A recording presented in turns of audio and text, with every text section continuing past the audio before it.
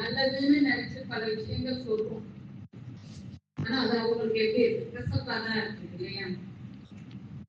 அப்ப எப்படி பண்ணணும், நம்முடைய செயல்பாடுகள் எப்படி இருக்கணும் அப்படிங்கிறதுக்கு நம்ம கிட்ட மகிழ்ச்சி கொடுத்த ஃபார்முலா இருக்கு. சரியா? அப்ப உன்னுடைய எண்ணம், சொல், செயல் எப்பொழுதும் மற்றவர்களுக்கு நன்மை செய்யக்கூடியதாக, மற்றவர்களுடைய உடலுக்கோ மனதிற்கோ தற்காலத்திலோ பிற்காலத்திலோ துன்பம் தராம இருக்கும். அதை மட்டும் நம்ம எடுத்துக்கலாம். வெளியில அவங்க எப்படி நினைப்பாங்க, இவங்க எப்படி நினைப்பாங்க, அதை பத்தி எல்லாம் நமக்கு வேணும். நம்ம யாரு பேச்ச நம்ம கேட்கணும், நம்ம பேச்ச நம்ம கேட்கணும். நம்ம மனசாட்சின்னு ஒண்ணு இருக்குது இல்லையா? மனசுன்னு ஒண்ணு இருக்கு, மனசாட்சின்னு ஒண்ணு இருக்கு. இந்த மனசு 1000 சொல்லும், ஆனா மனசாட்சி ஒன்னே ஒண்ணுதான் சொல்லும். நம்ம செய்யறது சரியா தப்பா அப்படின்னு. சரியா? அப்ப எது சரி எது தப்பு அப்படின்னு மகிழ்ச்சி நமக்கு சொல்லி கொடுத்திருக்காங்க. நல்லத என்ன மகிழ்ச்சி என்ன சொல்றாரு? உன்னுடைய நீ என்ன நினைக்கிறோ, எண்ணியவாறே நடக்கும், எண்ணத்தில் உறுதியும் ஒழுங்கும் இருந்தார் அப்படின்னு சொல்ற. நீ எது நினைக்கிறையோ, விவேகானந்தர் சொல்றார், நீ எதை நினைக்கிறாயோ அதுவாகவே மாறுகிறாய் அப்படின்னு சொல்றாருல. What you think you become. அப்ப எண்ணிய முடிதல் வேண்டும் அப்படின்னா நல்லதை என்ன வேண்டும்? நல்லதை எப்படி நினைக்கிறது? இந்த மனசுல நல்ல எண்ணங்கள் வருதுங்கிறீங்க, எவ்வளவு ஏழா குணமா இது யோசிக்குது நம்ம மனசுக்குள்ள. நீங்க மௌனம் ஜபத்துல எல்லாம் உட்காந்தீங்கன்னா தெரியும் இது என்ன பாடுபடுத்துது. நம்ம சொல்ற பேச்சு கேட்டுதான் சொன்னாரு, உங்க எண்ணத்தை எல்லாம் இங்க கொண்டு வாங்க அப்படின்னு சொன்னாரு. நம்ம சொல்றோம் இங்க வரணும் அப்படின்னு சொல்றோம், ஆனா எத்தனை பேருக்கு வருது? வரமாட்டேங்குது.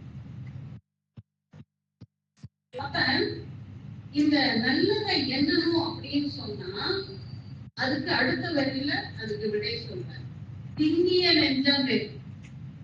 யாருடைய மனசு நல்ல திணிவா இருக்குதோ, திணிவுன்னா என்னது? உங்க மைண்ட் எப்ப ஸ்ட்ராங்கா இருக்குதோ நல்லது மட்டும்தான் வரும். இந்த மைண்ட் வீக்கா இருக்கிறப்பதான் அது கொஞ்சம் அப்படி இப்படி நம்ம அறிவோட கட்டுப்பாட்டுல அது இருக்காது. கொஞ்சம் குறுக்கு வழி, கொஞ்சம் ஏடாவிடமா அப்படியெல்லாம் சிந்தனைகள் நமக்கு வரும். சரிங்களா? அப்ப திண்ணிய நெஞ்சம், அப்ப திண்ணிய நெஞ்சம் வர்றதுக்கு தான் மகரிஷி நமக்கு பயிற்சிகள் கொடுத்துருக்காங்க இல்லையா? நீங்க ஆங்கிலை புரியும் இந்த தவெல்லாம் செய்யறப்ப பாருங்க என்ன பண்றீங்க, உங்க மைண்ட நீங்க டியூன் பண்றீங்க. அதுக்கு 4 இடம் நமக்கு கொடுத்துருக்காரு. ஆங்கிலையில டியூன் பண்ணு, 16க்கு கீழே வந்துடும். புரியத்துல டியூன் பண்ணு, அப்படியே ஆணி அடிச்ச மாதிரி நிலைச்சிடும். இன்னும் துரியாதீத தவம் எடுத்திருப்பீங்க இல்லையா? ஒரு சில புதிய அன்பர்களுக்கு தெரியாது. துரியாதீத தவத்துல நமக்கு இன்னும் 8க்கு கீழே 4 to 7, அதுக்கும் மேல 1 to 3 வரைக்கும் கூட அந்த ஃப்ரீக்வன்சியை எப்படி டியூன் பண்றதுங்கிறத நமக்கு கொடுத்திருக்காங்க. அந்த நுட்பங்கள் எல்லாம் நமக்கு சொல்லி கொடுத்திருக்காங்க. டெக்னிக்ஸ். யோகாங்கிறதே என்னதுங்க? டெக்னாலஜி தான். இன்னைக்கு நம்ம எவ்வளவு டெக்னாலஜி யூஸ் பண்றோம். மனுஷன் கண்டுபிடிச்ச முதல் டெக்னாலஜியே யோகா தான். எப்படி உங்க மனசை நல்லா ஆக்கப்பூர்வமாக செயல்படுத்துறது, உங்க உடம்ப எப்படி எஃபிஷியன்ட்டா யூஸ் பண்றது, உங்க மனசை எப்படி யூஸ் பண்றது, உங்க அறிவை எப்படி எஃபிஷியன்ட்டா யூஸ் பண்றது இல்லையா? இப்படி எல்லாத்துக்கும் நமக்கு பயிற்சி கொடுத்துருக்காங்க. உடம்புக்கு உடற்பயிற்சி கொடுத்திருக்காரு, மனசுக்கு தியான பயிற்சிகள் கொடுத்திருக்காரு, உயிருக்கு கரைகட்ட பயிற்சி கொடுத்திருக்காரு. இப்ப இந்த சிந்தனை வருது அப்படின்லாம் நம்ம டெய்லி கூட இருக்கும் இல்லையா? தியானம் முடிச்சுட்டு நம்ம ஏதாவது ஒரு சிந்தனை கொடுக்குறாங்க இல்லையா? சிறப்பா இந்த மாதிரி என்னைக்காவது அறிவுக்கு பயிற்சி கொடுக்கும். இந்த சிந்தனை வருதுங்கிறது அறிவுக்கான ஒரு பயிற்சி. உங்க அறிவு அப்பப்ப என்ன பண்ணிக்கிட்டே இருக்கணும் அப்படின்னா பட்டை தீட்டிக்கிட்டே இருக்கும். அது அப்பதான் நுட்பமா அது கூர்மையா இருக்கும். எதையும் நல்லா ஆழமா புரிஞ்சுக்கணும் அப்படின்னு சொன்னா உங்க அறிவு எவ்வளவு ஷார்ப்பா இருக்கும். அப்ப அறிவுக்கு நம்ம இதுல பயிற்சி கொடுத்துருக்காரு. சரியா? அப்ப மனதிற்கான ஒரு பயிற்சி தான் நம்ம செய்யற தவம். மன அலைச்சூழல குறைக்க முடியுமா? முடியும். சரிங்களா? எதையுமே நம்ம நெகட்டிவா நம்ம கொண்டு போகணுங்கிற அவசியமே முடியும். என்னோட தோழி அடிக்கடி சொல்லுவாங்க, முடியாது என்பதற்கு முடிவுரை எழுது, முடியும் என்பதற்கு முன்னுரை எழுது அப்படின்னு சொல்லுவாங்க. ஆனா அந்த மனசு எப்ப பாரு முடியாது, என்னால முடியாது, என்னால முடியாது இப்படித்தானே சொல்லிக்கிட்டே இருக்கு. அப்ப நம்ம மேலேயே நமக்கு என்ன இல்லைங்க, நம்பிக்கை. வேற யாரு சொன்னாலும் சரி, முதல் நீங்க உங்க மேல என்ன இருக்கணும், நமக்கு நம்ம மேல முதல் நம்பிக்கை இருக்கும். இப்படி இல்லாம இருக்கிறதுக்கு என்ன காரணம், ஏன் இப்படி இருக்கும் அப்படின்னா, நம்ம சின்ன வயசுல இருந்து நம்மள அப்படி பழக்கி வச்சிருக்காங்க. இந்த சமுதாயமும் சரி, நம்மளை சுத்தி இருக்கிறவங்களும் சரி, பெற்றோர்களும் சரி, எல்லாருமே நம்மள பழக்கி வச்சிருக்காங்க. இப்போ ஒரு கதை சொல்லுவோம். இந்த கோயில் யானை எல்லாம் எப்படி அவங்க பிராக்டிஸ் பண்ணுவாங்கிறது சொல்லுவாங்க. பொதுவா யானை எப்படிப்பட்ட அனிமல் இல்லையா, பயங்கர ஸ்ட்ராங்கான அனிமல். ஆனா அது என்ன பண்ணுது, கோயில்ல பிச்சை எடுத்து இல்லையா? இப்ப இந்த யானை முதல்ல அது எப்படி அவ்வளவு ஸ்ட்ராங்கா, எப்படிப்பட்ட ஒரு அனிமல் அது ஏன் அங்க நின்று பிச்சை எடுக்குது அப்படின்னா, அதை அப்படி வளர்க்குறாங்க. சின்னதா அந்த யானைய வாங்கி அது கால்ல பெரிய பெரிய சங்கிலிய கட்டி போட்டு அதை நடக்க சொல்லுவாங்க. அது நடக்க முடியுமா? நடக்க முடியாது. அது குட்டியான பெரிய சங்கிலி கால்ல இருக்குன்னு சொல்லிட்டு அதால நடக்க முடியாது. அது ஒரே இடத்துலயே அது நடந்துகிட்டே இருக்கும். இப்படியே பழகிடும். அது மனசுல என்ன ஆழமா பதிஞ்சிருது அப்படின்னா, நம்மளால இப்படிதான் நடக்க முடியும் அப்படின்னு அதுக்கு ஆழமா கண்டிஷன் பண்றாங்க. கண்டிஷனர் சொல்லுவோம் இல்லையா, வெரி கண்டிஷன் ஆகுது மைண்ட். அப்புறம் கொஞ்சம் பெருசான உடனே கூட அந்த சங்கிலிய போட்டுட்டே இருக்க மாட்டான். அந்த பாகன் சங்கிலி எடுத்துருவோம். எடுத்ததுக்கு அப்புறம் நடக்க சொன்னா கூட இது மனசுல என்ன தோணும் அப்படின்னா, அந்த சங்கிலி நம்ம கிட்ட இருக்கு, நம்ம கால்ல இருக்கு இருக்கு இருக்கு, நம்மளால வேகமா நடக்க முடியாது, ஓட முடியாது அப்படின்னு சொல்லி அது மனசுல ஆழமா கண்டிஷன் ஆயிட்டதுனால அது அப்படியே தான் நடக்கும். இப்படித்தான் நம்மளும் என்ன பண்ணிட்டு இருக்கோம் அப்படின்னா, சின்ன வயசுல இருந்து நம்மளை சுத்தி இருக்கிறவங்க எல்லாம் என்ன சொல்லி நம்மள கண்டிஷன் பண்ணிருக்காங்கன்னா, முடியாது முடியாது முடியாது முடியாது, அப்படியேதான் நம்ம வளர்ந்துருக்கோம். அந்த வார்த்தையை தான் ரொம்ப கேட்டு கேட்டு வளர்ந்துருக்கோம். இதாலேயே நம்ம மேலேயே நமக்கு ஒரு நம்பிக்கை இல்லை. என்னாலயா? சான்ஸே முடியவே முடியாது.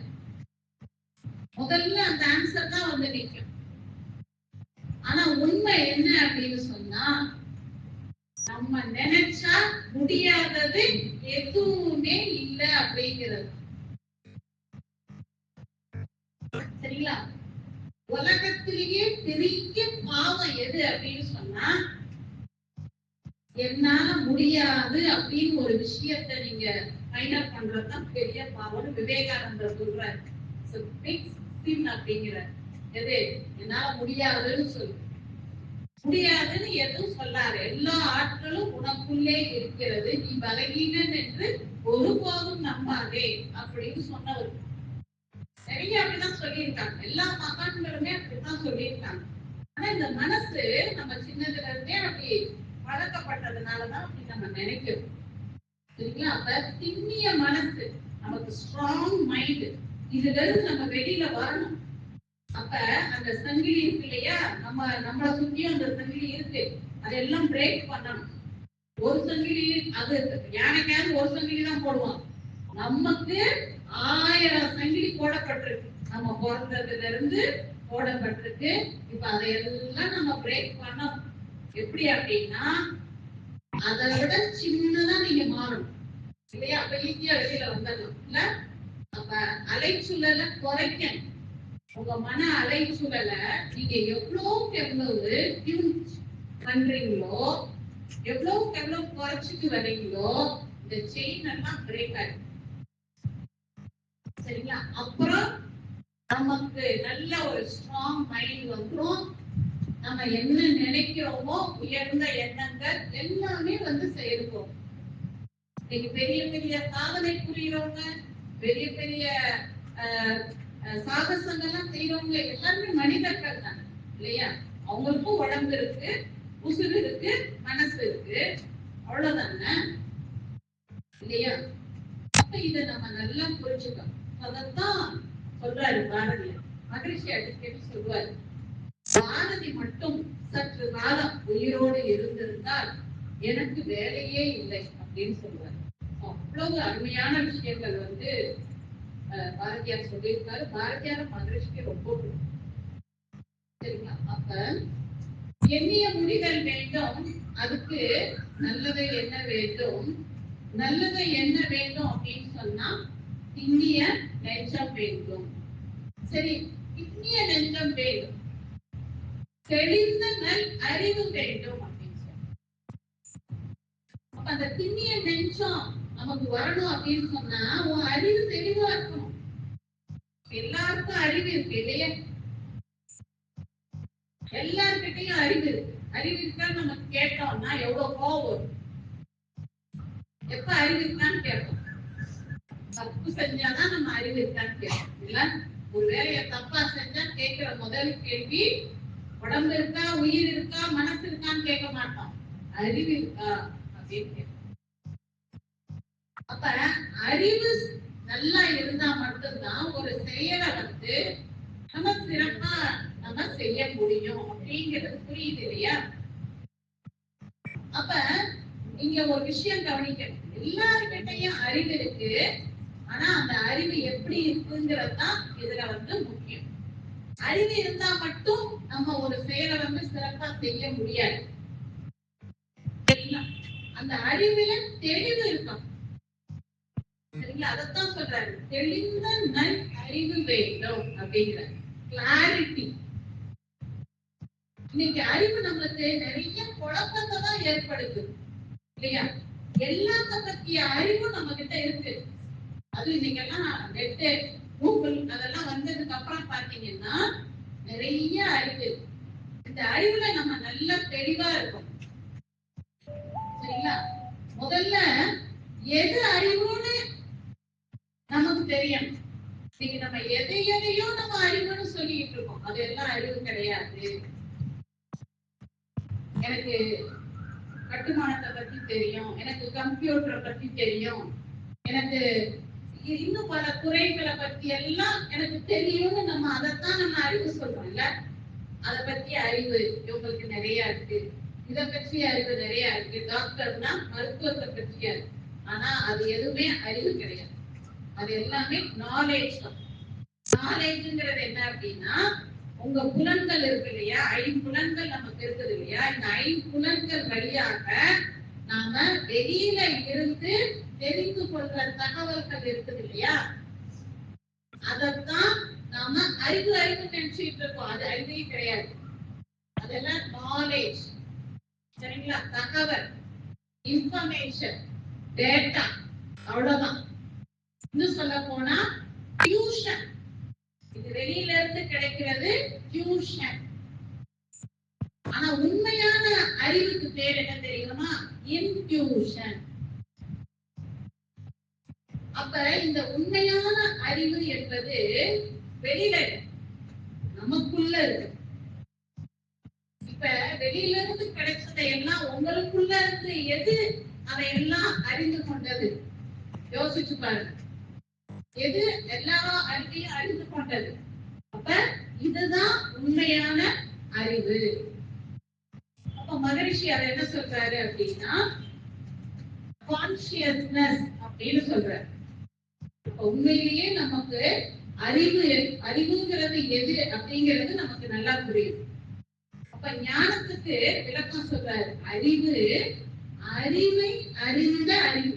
முதல் எது அறிவுங்கிறத நம்ம தெரிஞ்சுக்கிற அறிவு நமக்கு இருக்கணும். எல்லாத்தையும் நம்ம அறிவு நம்ம நம்பிடுவோம். ஆனா அதெல்லாம் வெறும் ஜஸ்ட் இன்ஃபர்மேஷன். அது எல்லாத்தையும் உள்ள போட்டுக்கிட்டே இருக்க கூடாது. குப்பையாக்கிடும் மனச. எது எனக்கு தேவை அப்படிங்கிற ஒரு தெளிவு இருக்குது இல்லையா, அது யாருக்கிட்ட இருக்கும் அப்படின்னா அந்த உள்ளுக்குள்ள அந்த அறிவு ஷார்ப்பா யாருக்கிட்ட இருப்பாங்க. அறிவை அறிந்த அறிவு. அடுத்து ஒரு வரி சொல்றாரு, அறிவை அறிந்த அறிவிலே தெளிவு அப்படின்னு சொல்றாரு. அதுலயும் குழப்பம் இல்லாம தெளிவு இருக்கணும். இதுதான் ஞானம் அப்படின்னு சொல்றாரு. விஸ்டம்னு ஒரு வார்த்தை சொல்றோம் இல்லையா, அதாவது அறிவாளி ஒருத்தர் இருப்பான், புத்திசாலி ஒருத்தர் இருப்பான். இது ரெண்டும் ஒண்ணா அப்படின்னு கேட்டா இங்கேயும் டிஃபரன்ஸ் இருக்கு. அறிவுங்கிறது நம்ம படிக்கிறோம், காலேஜ்ல படிக்கிறோம், நல்ல மார்க் வாங்குறாங்க, அவங்க எல்லாம் அறிவாளிங்க. ஆனா புத்திங்கிறது ஒண்ணு இருக்குது இல்லையா, புத்தி இன்டெலிஜென்ஸ் அப்படின்னு நம்ம சொல்றோம்ல. இன்டெலிஜென்ஸ்னா என்னது?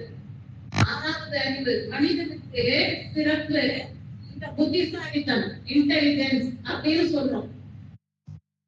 அந்த புத்திங்கிறது என்ன அப்படின்னு கேட்டீங்கன்னா என்ன வித்தியாசம் அப்படின்னா, நம்மளுடைய என்வைரன்மெண்ட் இருக்கு இல்லையா, சுற்றுச்சூழல். இப்ப நம்ம ஒவ்வொருத்தரும் நம்ம இயக்கம், தனிப்பட்ட இயக்கம்னு ஒண்ணு இருக்கு, நம்மளுடைய சூழ்நிலைன்னு ஒண்ணு இருக்குது இல்லையா. இப்ப அறிவாளி என்ன பண்ணுவான் அப்படின்னா, அறிவு மட்டும்தான் அவனுக்கு இருக்கும். அந்த சூழ்நிலையை எப்படி கையாளணும் அப்படிங்கிற ஒரு டெக்னிக் அவங்களுக்கு கிட்ட இருக்காது. அவனுக்கு எல்லாம் தெரியும், ஆனா அந்த சூழ்நிலையை எப்படி நம்ம கையாளணும், இதுக்கு புத்தி இருந்தா மட்டும்தான் நம்மளால சூழ்நிலைய நம்ம கையாளணும். ஏன்னா நம்ம நிறைய பேர் இதுலதான் தோத்து போறோம். டிஃபரண்ட் சூழ்நிலையில நம்ம எப்படி நடந்துக்கணும், இந்த வார்த்தைய நம்ம சொல்லலாமா வேண்டாமா, இவங்க கிட்ட இப்படி பேசலாமா, இதெல்லாம் நம்ம தெரிஞ்சு வச்சிருக்கணும். புத்திசாலி என்ன பண்ணுவாங்க அப்படின்னா அது அவங்களுக்கு தெரிஞ்சிருக்கும். ஒரு வார்த்தை எப்படி சொன்னா இவங்க கிட்ட வேலையாகும், இவங்க கிட்ட இப்படி சொன்னாதான் வேலையாகும், வீட்டுக்காரர்கிட்ட இப்படி பேசணும், பசங்க கிட்ட இப்படி பேசணும், பக்கத்து வீட்டுக்காரங்க கிட்ட எப்படி பேசணும், இதெல்லாம் புத்தி நமக்கு இருக்கணும். அப்ப நீங்க நல்லா துரியம், இந்த புத்தியை கொடுக்கறதுக்கு எந்த தவம் அப்படின்னா துரியம் தான். ஆகினை உங்களுக்கு உணர்ச்சி நிலைக்கு போகாம தடுக்கும். நீங்க நம்ம மன அலைச்சல் பாத்தீங்கன்னா சூழ்நிலையில கொஞ்சம் ஒரு மாறுதல் வந்தா கூட உடனே இங்க என்ன வந்துரும் அப்படின்னா பயம், பதட்டம் இல்லையா, படபடப்பு இதெல்லாம் வருது இல்ல. கொஞ்சம் ஏதாவது ஒரு யாராவது வந்துட்டாங்கன்னா, ஏதாவது ஒண்ணு நடந்துருச்சுன்னா, திடீர்னு மழை பெஞ்சிருச்சுன்னா, இப்படி சூழ்நிலை மாறிக்கிட்டே தான் இருக்கும். இது நம்ம கண்ட்ரோல்ல இருக்காங்க இல்ல. ஆனா எது நம்ம கண்ட்ரோல்ல இருக்கு, நம்ம மைண்ட நம்ம அந்த பதற்ற நிலைக்கு எடுத்துட்டு போகாம நம்மளால தடுக்க முடியும் இல்லையா. ஆனா இந்த மனசை என்ன பண்ணும் அப்படின்னா சூழ்நிலையெல்லாம் மாற்றணும்னு முயற்சி பண்ணும். அதத்தான் எதுக்கெடுத்தாலும் காரணம் காட்டிக்கிட்டே இருக்கு. இந்த மழை இப்பதான் பெய்யணுமா, இவங்க இப்பதான் வரணுமா, வெளியில கிளம்பிட்டு இருக்கப்பதான் இவங்க இப்படி அதான். அந்த நேரத்துல நம்ம என்ன செய்யணும் அப்படிங்கிறது நமக்கு எப்ப புரியும் அப்படின்னு கேட்டீங்கன்னா, உங்களுடைய மனசு அந்த பதட்ட நிலைக்கு போக கூடாது. ஏதோ போட்டி போயிடுச்சு அப்படின்னா உங்க செயல்பாடுகள் எல்லாமே உணர்ச்சி வயப்பட்ட நிலையில இருக்கும், ரிசல்ட் சிறப்பா இருக்காது. அப்ப நீங்க ஆகினை நல்லா பண்ணுனீங்க அப்படின்னு சொன்னா உங்க மனசை எப்பவுமே அமைதி நிலையில வச்சுக்கிறதுக்கு நமக்கு ஹெல்ப் பண்ணும். அப்படிதான் இருக்கணும். இல்லாட்டி எனர்ஜி நிறைய நம்ம உடம்ப விட்டு போகும், நோய் நோய்கள் நிறைய வரும். எனர்ஜி பத்தல அப்படின்னு சொன்னா டிசீஸ் வரும். சரியா? உங்களால ரிசல்ட் நல்லா கொடுக்க முடியாது.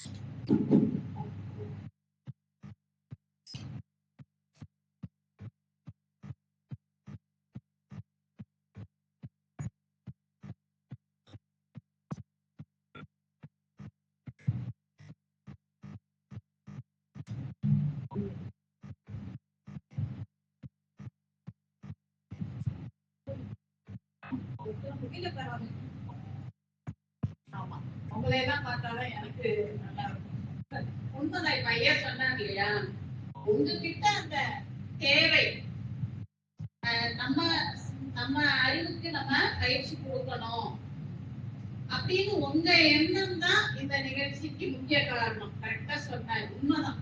சரிங்களா? பல பேரினுடைய எண்ணம் ஒருத்தர் மூலம் செயல்படும். இப்ப மகிழ்ச்சி ஒரு கிராமத்துல ஒரு ஏழை நெசவு குடும்பத்துல தானே பிறந்தார். குடும்பத்துல ஆனா அவர் மனசுல உலக அமைதி பற்றிய எண்ணம் எப்படி வந்துச்சு? அன்னைக்கு சாப்பாட்டுக்கே அவருக்கு வழி இல்லை. அடுத்த வேலை சாப்பாட்டுக்கே அவங்க குடும்பத்துல திண்டாட்டம். அப்படிப்பட்ட ஒரு சூழ்நிலையில வளர்ந்து அவருக்கு எப்படி உலக அமைதியை பத்தி யோசிக்க முடியும் அப்படின்னா, அந்த திண்ணிய நெஞ்சம் அவர்கிட்ட இருந்திருக்கு. அப்படிப்பட்டவங்களுக்கு எப்படிப்பட்ட எண்ணங்கள் வரும்னா, இந்த சமுதாயத்துல என்ன தேவையோ, நிறைய பேரினுடைய தேவைகள் என்ன அப்படிங்கிறத ஒருத்தர் மனசுல அந்த இயற்கை என்ன பண்ணும்னா அதை வெளிப்படும். அப்படி வெளிப்படுத்தினதான் மகரிஷி உலக அமைதிக்காக உலக சமுதாய சேவா சங்கம்னு ஒண்ண உருவாக்குனார். ஏன் மனிதர்கள் இவ்வளவு நோய்களால துன்பப்படுறாங்க, இன்னும் எவ்வளவு பிரச்சனைகள், பொருளாதார பிரச்சனை, வறுமை ஏன் ஏற்படுது, ஏன் பொருளாதார சிக்கல்கள் வருது, இப்படி எல்லாம் அவர் யோசிச்சார். ஏன் ஒருத்தர் இன்பமா இருந்தாங்க, ஒருத்தர் துன்பமா இருந்தாங்க, இன்ப துன்பத்துக்கு என்ன காரணம், இப்படி எல்லாம் அவர் யோசிச்சப்ப அவருக்கு கிடைச்ச விஷயங்கள் தான் நமக்கு மனவளக்கலை பயிற்சிகள்லாம் நமக்கு அவர் மாற்றி கொடுத்திருக்காரு. அப்ப இந்த பயிற்சிகளை நம்ம முறையா செய்தாலே போதும். அப்ப ஆகிலையில எப்பவுமே உங்க மனசு அங்க நிலைத்து இருக்கணும். எது நடந்தாலும் சரி, அதை எந்த இடத்துல உள்வாங்கணும் அப்படின்னா ஆகிலையில தான் உள்வாங்கணும். யாரு என்ன சொன்னாலும் சரி, எங்க ரிசீவ் பண்ணணுங்க, அதுதான் ரிசீவர். ஆகினை தான் உங்களுக்கு ரிசீவர். நீங்க உருவ மத்தியில மட்டும், அதனாலதான் மகிழ்ச்சி சொல்லுவார், நெற்றியில் உச்சியில் ஞாபகமாய் இரு, உற்று உற்று பார் உன்னை பின் உலகை அப்படின்னு சொல்றார். முதல்ல உன்னைய பாரு. முதல்ல அதுதான் ரொம்ப முக்கியம். அந்த செல்ஃப் அண்டர்ஸ்டாண்டிங், நம்மள நம்ம புரிஞ்சுக்கிற ஒரு தன்மை இருக்கு பாருங்க. நம்மளை பத்தி நம்ம சிந்திக்கிறதே இல்லை. நம்மதான் மனசு எப்ப பாரு வெளியவே தானே பார்த்துட்டு இருக்கு. அவங்க எப்படி இருக்காங்க, இவங்க எப்படி இருக்காங்க, அது எப்படி இருக்கு, பாக்குறதோட மட்டும் இல்லாம அதோட நம்ம கம்பேர் பண்ணிக்கணும், ஒப்பீடு செஞ்சுக்கிட்டு நம்ம மனசையும் புண்படுத்திக்கிட்டு இன்னைக்கு பல நோய்கள் வர்றதுக்கு காரணம் இதுதான். நம்மள சரியா நம்ம புரிஞ்சுக்க, நம்மள ஹேண்டில் பண்ண தெரியல. நம்ம பத்தி தெரிஞ்சிருந்தா தானே நம்ம ப்ராப்பரா ஹேண்டில் பண்ண முடியும் இல்லையா? ஆனா இந்த செல்ஃப் அண்டர்ஸ்டாண்டிங், அந்த நம்மளை பத்திய ஒரு புரிதல் உங்களுக்கு நல்லா வந்துருச்சுன்னு வச்சுக்கோங்களேன், நீங்க எந்த சூழ்நிலை எல்லாரையும் நீங்க உங்களால ஹேண்டில் பண்ண முடியும். ஈஸியா பண்ண முடியும். ஒரு வேலைய ரெண்டு விதமா செய்யலாம். ரொம்ப கஷ்டப்பட்டும் ஒரு வேலையை செய்யலாம், ரொம்ப ஈஸியாவும் ஒரு வேலையை செய்யலாம். இது ஆங்கிலத்துல சொல்றாங்க இல்லையா, ஹார்ட் ஒர்க். இந்த கஷ்டப்பட்டு செய்யறது, ஈஸியா செய்யறதுக்கு பேர் என்னதுங்க? Smart work. சரிங்களா? என்ன வித்தியாசம்? என்ன வித்தியாசம்? விரும்பி செய்யறது, இஷ்டப்பட்டு செய்யலாம். அப்ப கஷ்டப்பட்டு செய்யாத, இஷ்டப்பட்டு செய்ய அப்படின்னு சொல்றாங்க. அப்ப இது எப்படி ஹார்ட் ஒர்க் நான் பண்ணாம ஸ்மார்ட் ஒர்க் நான் பண்றதுக்கு என்ன செய்யணும் அப்படின்னு கேட்டா, அம்மா சொன்னாங்க இஷ்டப்படணும் அப்படின்னு சொல்லுது. ஆனா அந்த இஷ்டம் வர்றதும் கஷ்டம். எங்க பிடிக்காத ஒரு விஷயத்த நீங்க இஷ்டப்பட்டு செய்யுன்னு எத்தனை தடவை சொல்றது? எங்க சொல்லி பாருங்க உங்க பிள்ளைகிட்ட, மேத்ஸ் ரொம்ப இஷ்டப்பட்டு பற்றாடி மார்க் வாங்கிருக்க முடியாது. அதெல்லாம் உள்ள இருந்து மாற்றம் வரணும். அப்பதான் அது வெளியில அந்த மாற்றத்தை கொடுக்கும். சரியா? இப்ப இதுக்கு மகிழ்ச்சி கொடுக்கிற ஒரே ஃபார்முலா நான் சொல்றேன், பயிற்சி, முயற்சி, வெற்றி. இதுதான் நீங்க உங்க ஸ்மார்ட் ஒர்க் பண்றவங்களா நீங்க மாத்தணும் அப்படின்னு சொன்னா இந்த மூணை மட்டும் ஃபாலோ பண்ணுங்க. பயிற்சி, முயற்சி, வெற்றி. இப்ப நீங்க சைக்கிள் ஓட்டிருக்கீங்க. சின்ன வயசுல சைக்கிள் எல்லாருக்குமே ஓட்ட தெரியும் இல்லையா? சைக்கிள் ஓட்டிருக்கோம். முதல் சைக்கிள்ல ஏறி உட்கார வச்சு உங்களை கடல் போட சொல்லி இருப்பாங்க. எப்படி இருந்திருக்கும்? எல்லாருக்கும் அந்த அனுபவம் சொல்லுங்க. உலகத்திலேயே ரொம்ப கஷ்டமான வேலை சைக்கிள் ஓட்டுறதும் போல இருக்கு அப்படின்னு அது புரியல. அது என்ன எப்படி அப்படிங்கிற அந்த புரிதல் இல்லாதனால அது எவ்வளவு கஷ்டமான வேலையா இருந்ததுங்க. ரைட்ல போனா லெஃப்ட்ல இருக்குது, லெஃப்ட்ல போனா ரைட்ல இருக்குது, என்னடா அது அப்படின்னு நமக்கு தோணி இருக்கும். அதுக்கப்புறம் கொஞ்சம் கொஞ்சமா பிராக்டிஸ் பண்ணிருப்பீங்க இல்லையா? கொஞ்சம் கொஞ்சமா பயிற்சி பண்ணி பண்ணி பண்ணி நல்லா கத்துக்கிட்டீங்கன்னு வச்சுக்கோங்க. அதுக்கப்புறம் என்ன ஆகும்? கஷ்டப்பட்டு சைக்கிள் ஓட்டுவீங்க, எவ்வளவு இஷ்டப்பட்டு வந்துருச்சு இல்லையா? இப்ப அந்த கஷ்டம் எப்படி இஷ்டமா மாறிச்சு? பயிற்சி தான். சரிங்களா? இப்ப நம்ம பாருங்க, ஜாலியா பேசிக்கிட்டே இல்லையா வண்டி ஓட்டுறாங்க இல்லையா? எவ்வளவு அதாவது சொல்லுவாங்க எஃபர்ட்லெஸ்ஸா. அதான் ஸ்மார்ட் ஒர்க் அப்படிங்கிறது. அப்ப அந்த எஃபர்ட்லெஸ்ஸா நம்ம எப்படி பண்றது? அதுதான் பயிற்சி. சரிங்களா? இப்ப நம்ம இங்க செய்யற பயிற்சி அது கவனமா இருக்கணும், உடற்பயிற்சிகளா இருக்கணும், காயக்கல்ப பயிற்சியா இருக்கணும். இது எல்லாமே உங்களுடைய அந்த திணிவு நிலை இருக்கு இல்லையா? அந்த திணிவு நிலையை நல்லா இன்க்ரீஸ் பண்ணிடுச்சு அப்படின்னு சொன்னா உங்களோட புரிதல் வந்து அங்க உள்ள இருந்து அப்படியே ஓபன் ஆகும். சைக்கிள் ஓட்ட முதல்ல கஷ்டமா இருந்தது, அப்புறம் எப்படி அது ஈஸியாச்சு? நீங்க பிராக்டிஸ் பண்ணீங்க. பண்றப்ப உள்ள என்ன நடந்தது, உள்ள என்ன நடந்துச்சு? ஒரு செகண்ட் தானே நமக்கு அந்த பேலன்ஸ். ஆஹா, இதுதானா இது, இதுக்காக நம்ம எவ்வளவு கஷ்டப்பட்டோம், ஒரு புரிதல் உங்களுக்குள்ள கிடைக்குது இல்லையா? இதே மாதிரி பல விஷயங்கள் நம்ம சொல்லலாம். இப்ப பெண்களுக்கெல்லாம் பாத்தீங்கன்னா சமையல், ஏன்னா அதுல நான் ரொம்ப பாடுபட்டிருக்கேன். திருமணம் ஆன புதுசுல பாத்தீங்கன்னா எனக்கு கிச்சனை பார்த்தாலே பயமா இருக்கும், ஏன்னா சமைக்க தெரியாது. அப்ப இப்பெல்லாம் இந்த யூடியூப் இதெல்லாம் இருக்குது, இப்பெல்லாம் பார்த்து நல்லா பண்ணிருக்காங்க, எல்லாருமே இது பண்ணிருக்காங்க. அப்ப எல்லாம் எதுவும் இருக்காது. எதுக்கு எடுத்தாலும் நம்ம மத்தவங்களை கேட்டு கேட்டு கேட்டு நம்ம செய்யற மாதிரி இருக்கும். நம்ம வீட்டுல இருக்கிறவங்களுக்கு கூட ஏதோ சமாளிச்சிடலாம். திடீர்னு கெஸ்ட் எல்லாம் வந்துட்டாங்க அப்படியே உதவும் கைக்கால். ஏன்னா அந்த புரிதல் இல்ல. சமையல் என்ன, என்ன பண்ணணும், அந்த பொருள்கள்லாம் என்ன பண்ணுது அந்த குக்கிங்ல அப்படிங்கிற ஒரு அண்டர்ஸ்டாண்டிங் நம்ம கிட்ட இல்லாதனால எனக்கு அவ்வளோ ஒரு இதா இருக்கு. அப்புறம் கொஞ்சம் கொஞ்சமா நம்ம என்ன பண்றோம், பிராக்டிஸ் பண்றோம், டெய்லி நம்ம செய்யணும் இல்லையா? செய்யறப்ப அங்க என்ன நடந்துச்சு? இப்ப அந்த பயம் இல்ல. எத்தனை பேரு எத்தனை நடுராத்திரி 12 மணிக்கு வந்து கதவை தட்டினா கூட சமாளிக்கிற ஒரு தன்மை நம்ம கிட்ட இருக்குது இல்லையா? இப்ப இது எப்ப எனக்கு புரிஞ்சது யோசிச்சு பாருங்களேன். அது உள்ள தன்னாலேயே அந்த ஒரு டிரான்ஸ்பர்மேஷன் நடக்குது. ஏன் அப்படின்னா நான் பயிற்சி பண்ணதுனா. சரியா? அப்ப ஹார்ட் ஒர்க்ல வெறும் முயற்சி மட்டும்தான் பண்ணிக்கிட்டே இருக்கீங்க. ஆனா இந்த பயிற்சி ஒண்ணுதான் நீங்க கொஞ்சம் முயற்சி பண்ணினாலே அது ரிசல்ட் வந்து எக்ஸலண்டா வரும்.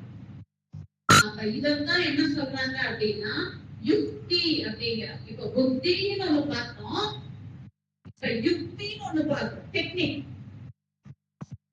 சரியா? அறிவு இருந்தா மட்டும் பத்தாது, அந்த சூழ்நிலைக்கு தகுந்த மாதிரி அதை நமக்கு பயன்படுத்த தெரியணும். அதுக்கு பேருதான் இன்டெலிஜென்ஸ், புத்திசாலித்தனம். இது துரியத்துல நமக்கு கிடைக்கும்.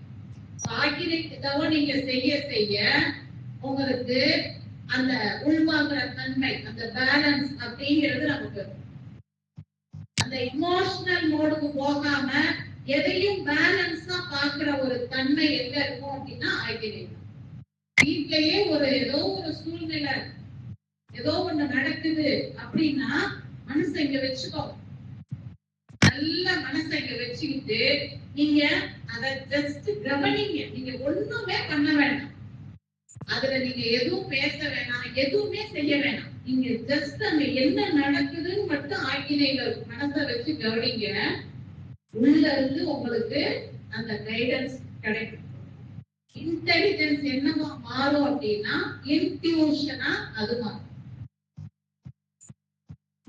சரியா?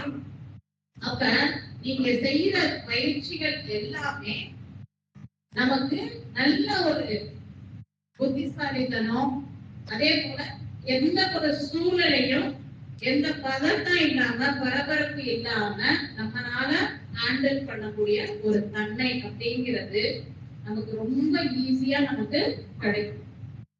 சோ இனிமே நம்ம என்ன செய்யக்கூடாது அப்படின்னா நம்மளையே நம்ம என்ன பண்ணிக்க கூடாது, கஷ்டப்படுத்திக்க கூடாது. ஏன்னா நீங்க எல்லாம் நல்ல தவம் செய்றீங்க, நல்ல தவம் பண்றீங்க.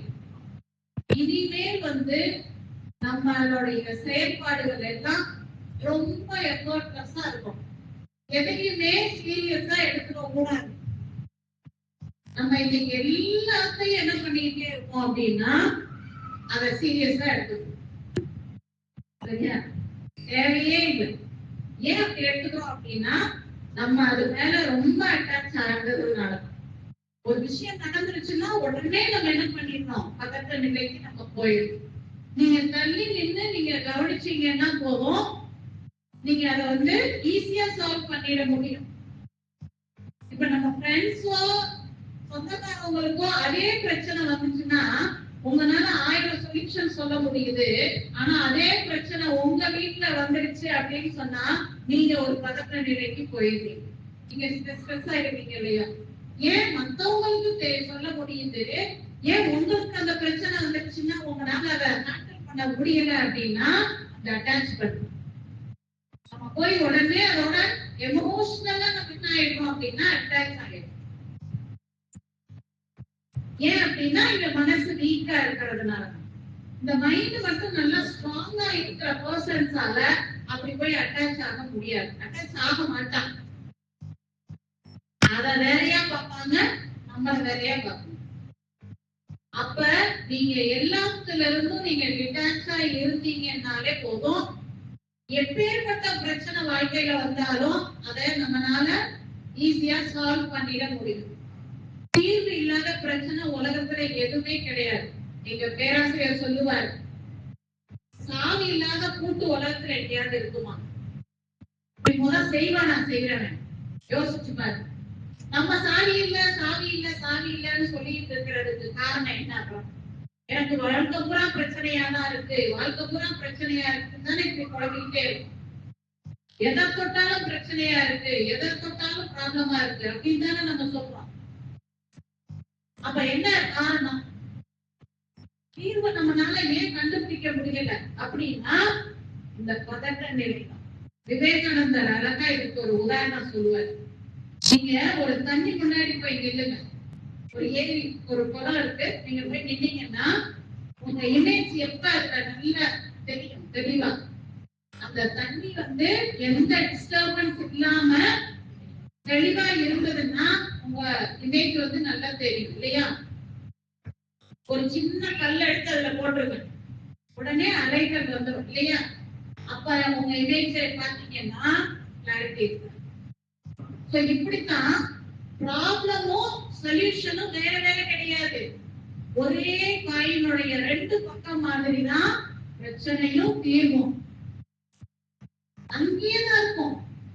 எந்த பிரச்சனைக்கும் தீர்வு அங்கேயே தான் இருக்கும். ஆனா நம்ம கண்ணுக்கு தெரியறது எதனால அப்படின்னா, இந்த கல்ல போட்ட உடனே அலைகள் வந்துருச்சு இல்லையா, அந்த பிரச்சனை வந்த உடனே நம்ம மனசு என்ன இருக்கு அப்படின்னா பதற்ற நிலைக்கு போயிடும். அப்ப அலைகள் நிறைய வந்துருச்சு அப்படின்னாலே குழப்பம் வரும். அப்ப அந்த ப்ராப்ளம வந்து ஆக்கினையில மனசை வச்சு அதோட அட்டாச் ஆகாம நம்ம தனித்து நின்று பாக்குறப்ப உடனே உங்களால அது எதனால அந்த ப்ராப்ளம் வந்தது அப்படிங்கிறத உங்க உள்ளுணர்வே சொல்லிடும். உங்க உள்ளுணர்வே சொல்லிடும். திரைப்படத்துல பாத்தீங்கன்னா ரீவைண்ட் பண்ணி சில காட்சிகள் போடுவாங்க. ஒரு காட்சி இருக்கும், அது கொஞ்சம் அப்படியே ரீவைண்ட் பண்ணி போனா அது எங்க இருந்து ஆரம்பிச்சது அப்படிங்கறத கனெக்ட் பண்றதுக்காக இப்படி செய்வாங்க இல்லையா. இது நடக்கும். உள்ள ஒரு பிரச்சனை வந்துருச்சுன்னா அப்படியே இது எதனால இது வந்ததுங்கிறத உங்க மைண்ட் அழகா அதை ரிவைண்ட் பண்ணி பார்க்கும். அதுக்கு எல்லாம் தெரியும்.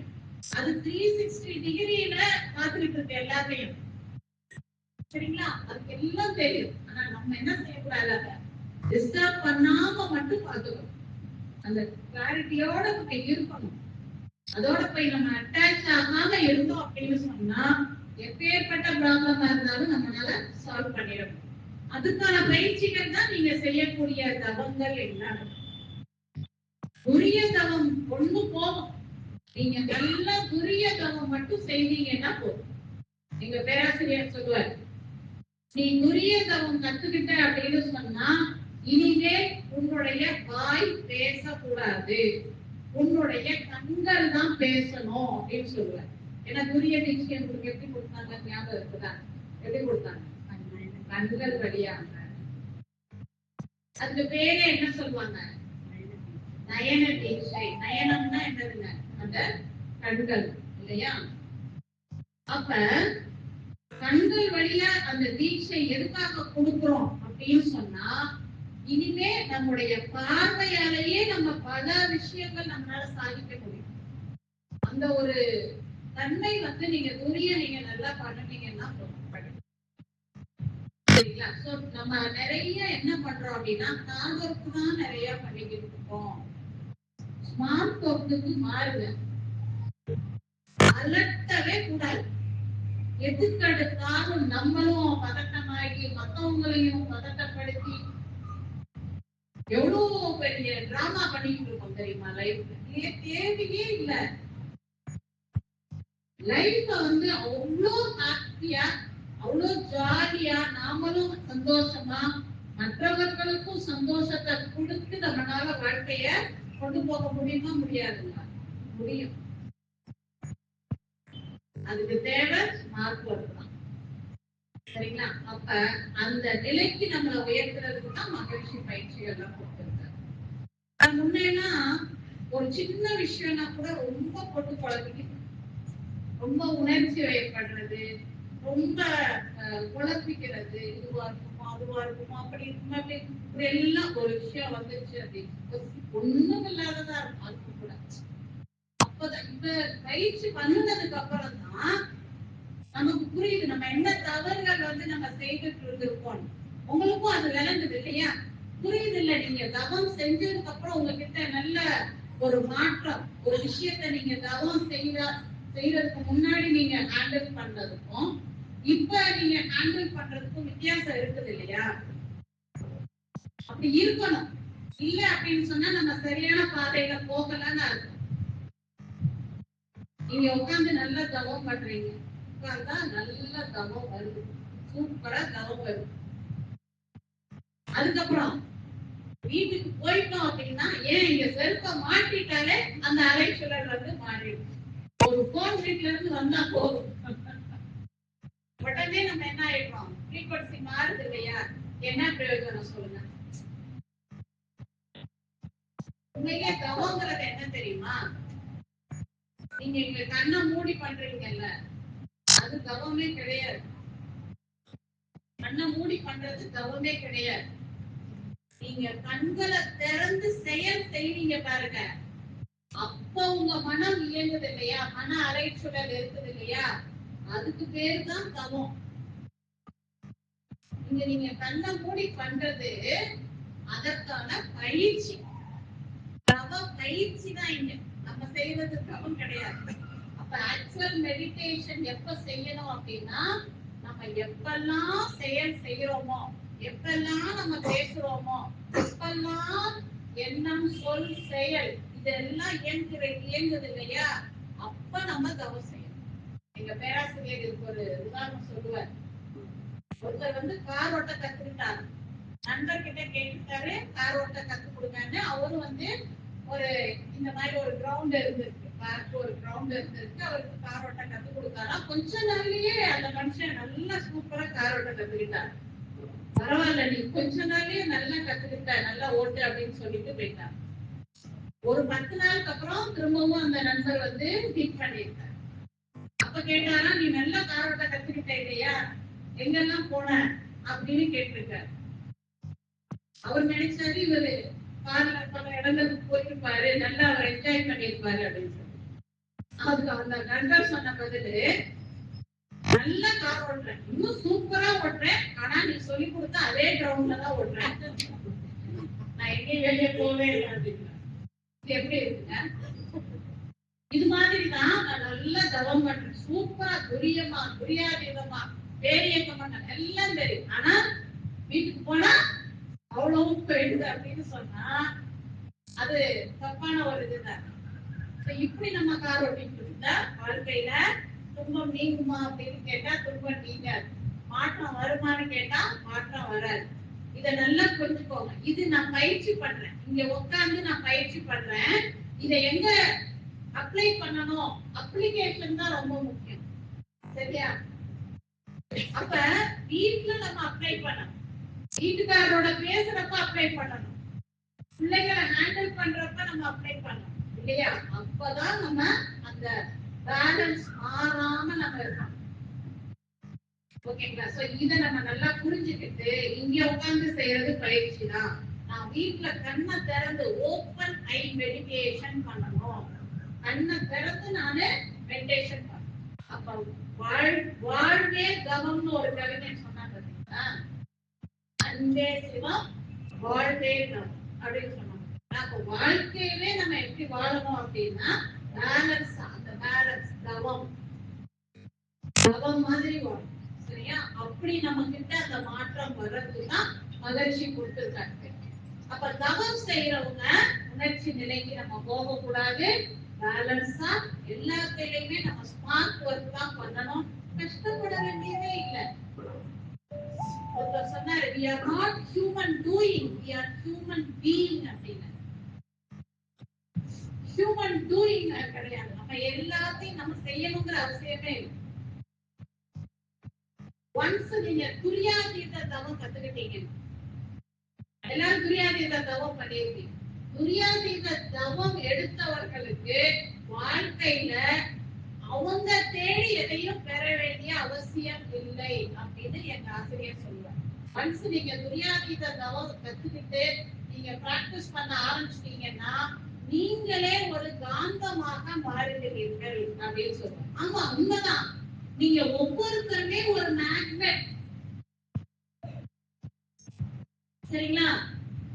அப்ப காயகல்ப பயிற்சியில எல்லாம் சொல்றாங்கல்ல, ஜீவகாந்தம். கண்ணாடி பயிற்சி பண்றீங்களா? என்ன சொல்றாங்க? ஜீவகாந்த பெருக்க பயிற்சி தானே சொல்றாங்க. அப்ப உங்க காந்தம் இருக்கு இல்லைங்களா, நீங்க ஒரு காந்தம், அது வீக்கா இருந்துச்சு, அதனாலதான் நோய்கள், அதனாலதான் மனசுல குழப்பங்கள், ஸ்ட்ரெஸ். ஆனா இப்ப நம்ம பயிற்சிகள் பண்றப்ப உங்க மேக்னெட் சார்ஜ் ஆகுது, மேக்னெட் பவர் ஆகுது இல்லையா? அப்ப இன்னும் போய் நம்ம ஏன் போய் தேடி தேடி போயிட்டு இருக்கோம் இல்லையா? எல்லாமே நம்மளை நோக்கி வரும். நீங்க செய்ய வேண்டியது என்னன்னா உங்க காந்தத்தை மட்டும் நீங்க என்ன பண்ணணும், அதிகப்படுத்திக்கிட்டே சார்ஜ் பண்ணிக்கிட்டே இருந்தா போதும். அப்படி சார்ஜ் பண்றதுக்கு தான் மகிழ்ச்சி பயிற்சிகள் கொடுத்திருக்காங்க. நீங்க செய்யற உடற்பயிற்சியா இருக்கட்டும், நீங்க செய்யக்கூடிய தியானங்கள், காயக்கல்ப பயிற்சி, ஜீவகாந்த பெருக்க பயிற்சி எல்லாமே உங்க காந்தத்தை திணிவுபடுத்தக்கூடிய பயிற்சிகள் தான். உங்க ஒவ்வொரு செல்லுமே காந்தம் தான், தெரியுங்களா? நம்ம உடம்புல எத்தனை செல்கள் இருக்குன்னு சொல்றாங்க, ட்ரில்லியன் ஆஃப் செல்ஸ்.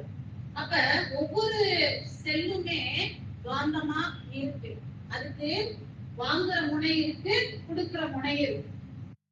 ஒரு பாயிண்ட் ரிசீவ் பண்ணோம், ஒரு பாயிண்ட் கொடுக்கும். அப்ப ஒவ்வொரு செல்லுக்கும் ஆற்றல் போறப்ப அது வாங்கணும், அதுக்கு தேவையானதை எடுத்துக்கிட்டு இன்னொரு செல்லுக்கு கொடுக்கணும். அடுத்த செல் அதை வாங்கும், அதுக்கு தேவையானதை எடுத்துக்கிட்டு கொடுக்கும்.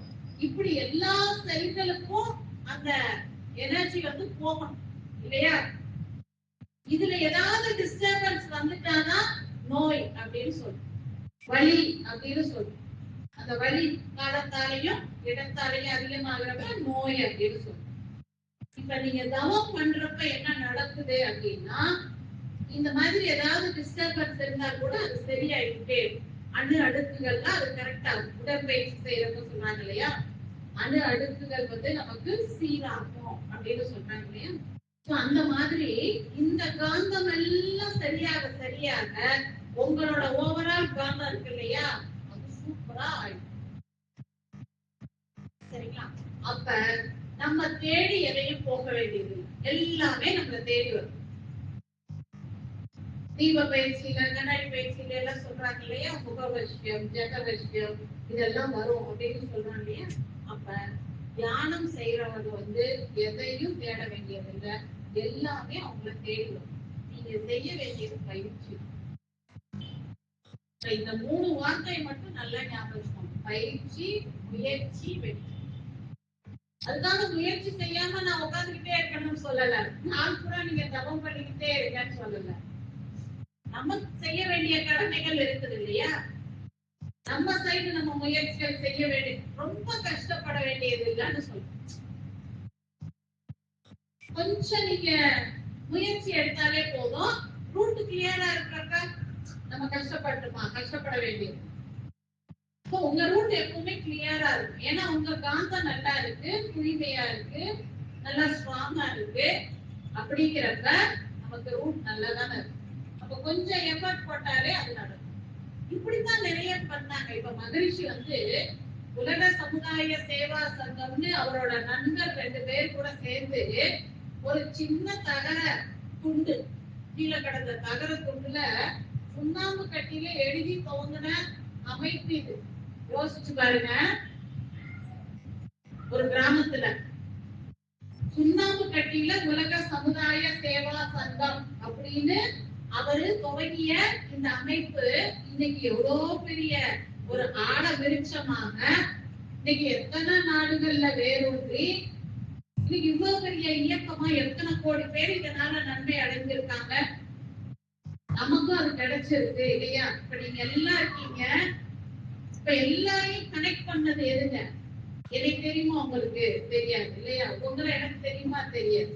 ஆனா இப்ப நம்ம எல்லாரும் ஒரே ஃபேமிலியா இருக்கோம், கை யோகா ஃபேமிலி இல்லையா. அப்ப இந்த இணைப்பு எப்படி வந்தது? இது மாதிரி எத்தனை குடும்பங்கள், எத்தனை தனி மனிதர்கள் அவங்க மேன்மை அடைஞ்சிருக்காங்க, யோசிச்சு பாருங்க. இதெல்லாம் எப்படி சாத்தியம்? இது இப்படிதான்.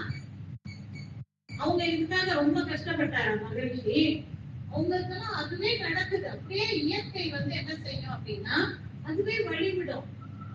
ஏன்னா உங்க எண்ணங்கள்லாம் உயர்ந்து கொண்டே இருக்கு. மகிழ்ச்சி சொல்லுவார் இல்லையா, ஒன்னும் உணர்ந்து உடல் மட்டும் பாயும், ஆனா என்னும் எண்ணம் எங்கும் பாயும் அப்படின்னு சொல்றாரு. எண்ணத்துக்கு அவ்வளவு வலிமை இருக்கு அப்படிங்கிறத நம்ம புரிஞ்சுக்கணும்.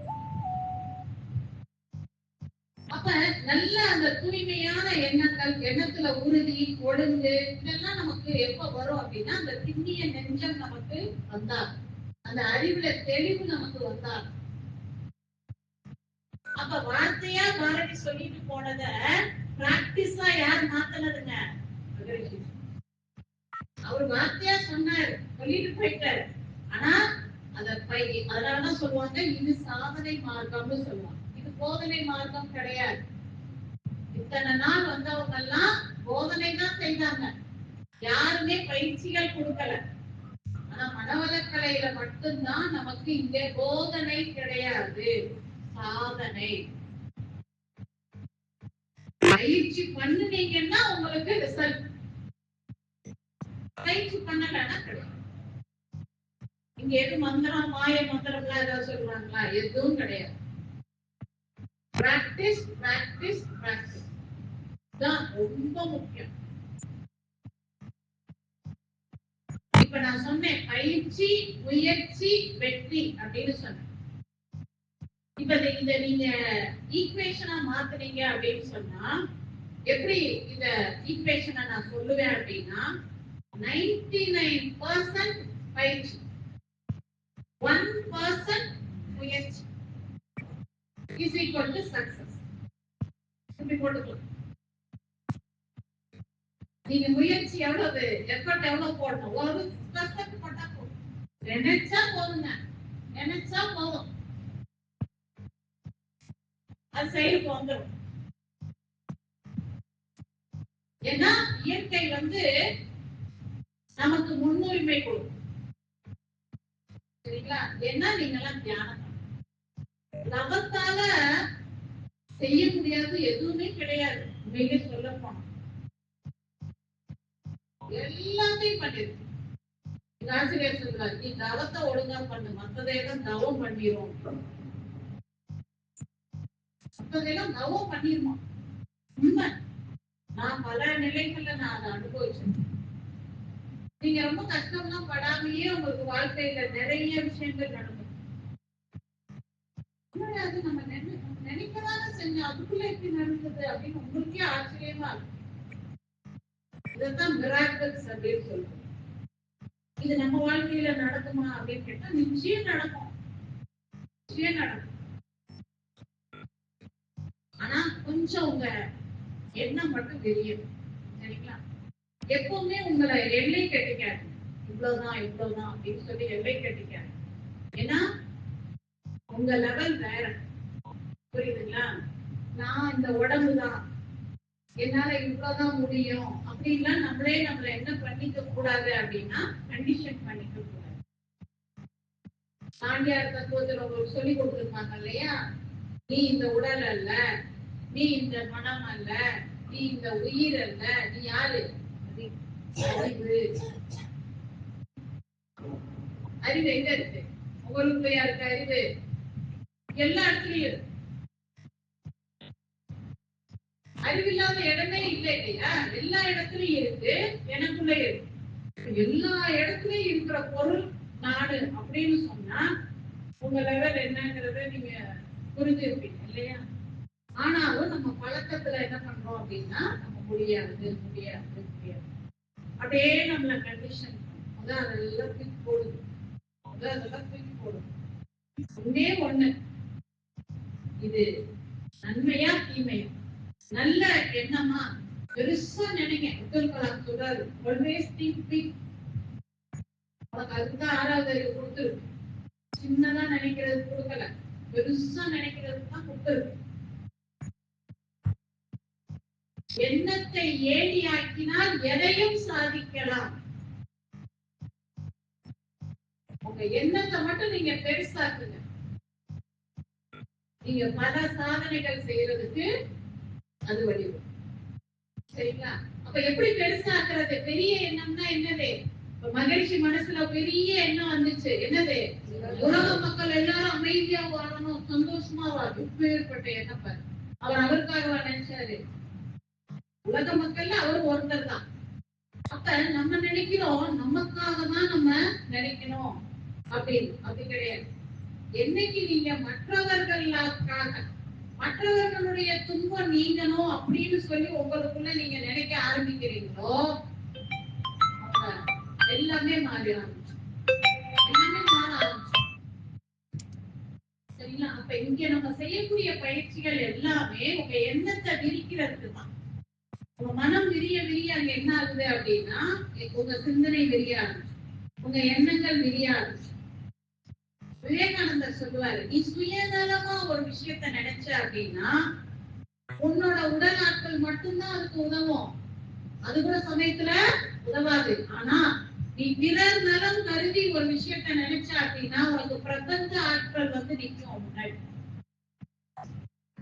செய்ய வைக்கிறது. அப்ப இதுல எது நல்லது யோசிப்பாரு. அது ரெடியா இருக்கு, சரிங்களா? ஆனா நம்ம என்ன பண்றோம் அப்படின்னா நம்ம எண்ணத்தை சின்னதாக்கிட்டு நம்ம கஷ்டப்படுறோம், துன்பப்பட்டு எனக்கு தான் உலகத்திலேயே பிரச்சனை, எனக்கு யாருக்குதான் பிரச்சனை இல்லை. நம்ம என்ன சொல்லுவோம், எனக்கு மட்டும் ஏன்னா இப்படி எல்லாம் நடக்கும் சொல்றோம். இப்படி எனக்கு எனக்கு எனக்கு இப்படி எல்லாம் யோசிக்கிறத விட்டுட்டு, சரியா, அப்போ நம்ம எண்ணங்களை வந்து நல்ல விரிந்த நிலையில நம்ம எண்ணங்களை வச்சாலே போதும். அதுக்கு மகிழ்ச்சி எல்லா விதத்திலையும் நமக்கு பயிற்சிகளை கொடுத்துருக்காங்க, சரிங்களா? அந்த ஒரு பயிற்சிகளை நம்ம கரெக்டா பண்ணிட்டு இதுல எந்த காம்ப்ரமைஸும் பண்ணாது. உங்களுக்குன்னு உடற்பயிற்சி செய்யறதுக்கு நேரம் போதுமா, தவம் இன்னும் நல்லா பண்ணும். இப்ப ஐயா சொன்னாரு மௌனம்லாம் இனி வாரத்தோடு கூட பண்ணலாம். கூடுங்க, தவம் அவ்வளவு நமக்கு உதவி செய்யும்.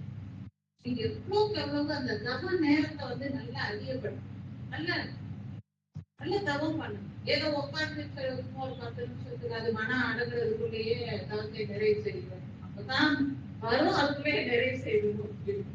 அது தவமா, அது வந்து ஏதோ ஃபார்மாலிட்டி அதான், இது பயிற்சி தான்.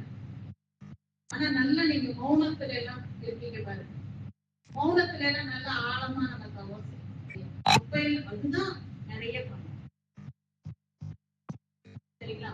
அப்ப உங்களை வந்து மகிழ்ச்சி தேர்ந்தெடுத்திருக்காங்க இந்த பயிற்சிகள் செய்யறதுக்கு. தீட்சை வாங்கியிருக்கீங்க, மகிழ்ச்சி வந்து நம்ம மேல எவ்வளவு நம்பிக்கை வச்சு பயிற்சிகளை எல்லாம் உங்களுக்கு கொடுத்திருக்காரு அப்படின்னா நம்ம ஒவ்வொருத்தருமே சாதாரணமானவர்கள் அல்ல. ஏதோ ஒண்ண சாதிக்கணுங்கிறதுக்காக தான் உங்களுக்கு இந்த பயிற்சி கிடைச்சிருக்குங்கிறத நல்லா புரிஞ்சுக்கோங்க. அது என்னன்னு கண்டுபிடிங்க. ஏதோ ஒரு காரணம் இருக்கு இல்லையா, ஏன் எனக்கு இந்த பயிற்சி கிடைச்சது, ஏன் மகிழ்ச்சி என்னை சூஸ் பண்ணாரு, எனக்கு என்ன இருக்கு என்கிட்ட, என்ன என்னால செய்ய முடியும், ஏன் ஏன் ஏன்னு கேட்க. பொதுவா சொல்லுவாங்க விஞ்ஞானத்துக்கும் மெய்ஞானத்துக்கும் உள்ள வேறுபாடு என்ன அப்படின்னா, விஞ்ஞானம் வந்து எப்படிங்கிறதுக்கு விடை சொல்லும். ஒரு விஷயம் எப்படி நடக்குது, ஹவு அப்படிங்கிறதுக்கு விடை சொல்றதுதான் விஞ்ஞானம். ஆனா மெய்ஞானம் வந்து ஏன் இது நடக்குது அப்படிங்கிறதுக்கு மெய்ஞானத்துக்கிட்ட மட்டும்தான் பதில் இருக்கு. விஞ்ஞானத்துக்கிட்ட ஏன் நடக்குது அப்படிங்கிறதுக்கு பதில் இருக்கு. அந்த ஏன் என்ற கேள்வி இருக்கு பாருங்க, இது உங்களை பல நிலைகள்ல உயர்த்தும்.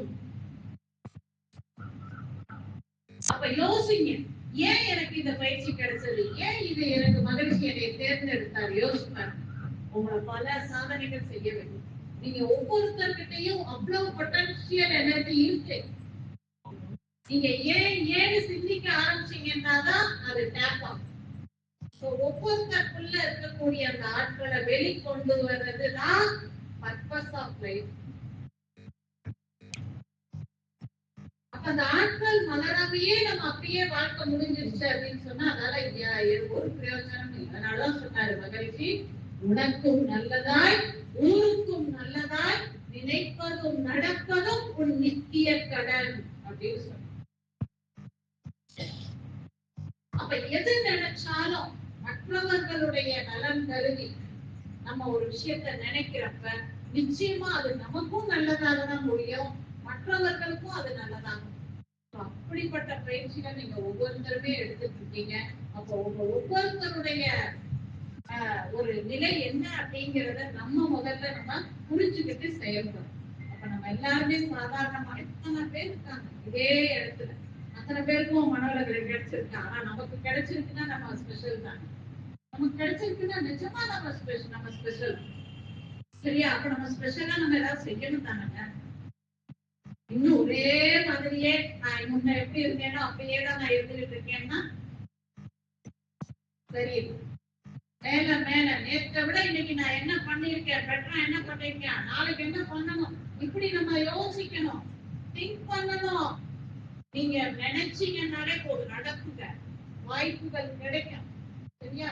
நல்லா திங்க் பண்ணுங்க. ஏன் ஏன் ஏன்னு இப்படி நம்ம சிந்திக்க ஆரம்பிச்சாலே போதும்.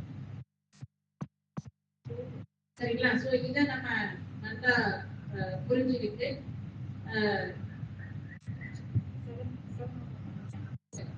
இதோட நம்ம சிந்தனையை நிறைவு செய்து கொள்ளலாம். நல்லதை சிந்திங்க, நல்லதை பேசுங்க, எல்லாருக்கிட்டையும் நல்லதை பேசுங்க. நீங்க நல்லதையே யாரும் பேச மாட்டாங்க.